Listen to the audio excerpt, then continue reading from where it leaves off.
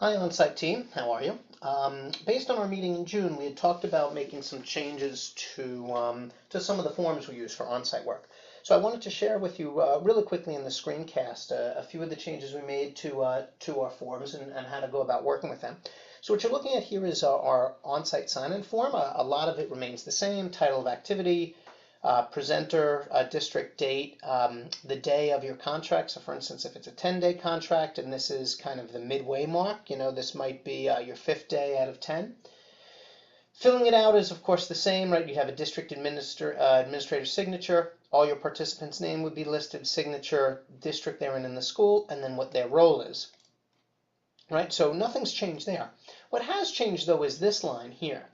What we did is we added in a quarter day category to make it a little bit easier to provide service for those really short time periods. So for instance, if a district wants to bring you in, let's say for an hour and a half at the end of a day, let's say from 3 to 4:30, okay, you would mark a quarter day, and then we would know to bill the district at 1/4 of your daily rate.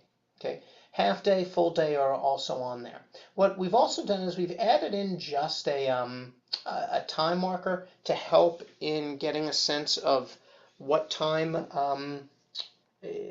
spans we would bill under each of those categories. So for a quarter day is anything really from about 0 to 1.5 hours of service. A half day is from slightly greater than 1.5 through 3 hours, and then a full day is anything above 3 hours to the end of the day. And of course, these time periods, right, don't build in the time for lunch, right? It's just the time that you're providing service to your participants. Right, so hopefully by adding in the quarter day and delineating the time a little bit, that will help in not only making it easier to interpret how to bill and how to provide service in a certain category, but also for districts to further use your services in shortened time periods. This, of course, is our PDF claim form, and we were using this during the latter part of last year, but I wanted to go over a few details of its use. Really, as a form, it allows you to fill in your information, right? So I'm doing that now. One of the things that we realized working with Mary Altieri is that unless you're working in this form in one of the Adobe products like Acrobat, which we're using now, even if you can fill the form in, the calculations don't end up working correctly. So let's say if you were using this in a preview application as opposed to Adobe Acrobat, you might be able to fill in the information, but the cost wouldn't calculate correctly. So make sure if you want it to work with its full functionality, it has to be used with Adobe Acrobat. So you'd fill in your information.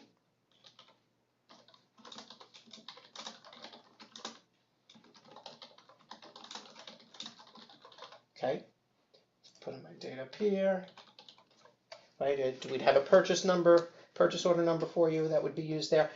Quantity refers to your number of days, right? So let's say that my daily rate is $500, okay? If I'm working 1 day, okay, you can see it just populates over in the total amount. Okay, if I'm working 5 days, it'll make that adjustment. Now the quantity tab also works for amounts less than 1, which is really good since we have the half day and the quarter day option on the sign-in form, right? So for my half day, it'll simply take a half of my full day rate, and for my quarter day, it'll calculate a quarter of my full day rate. Now, of course, the form also allows you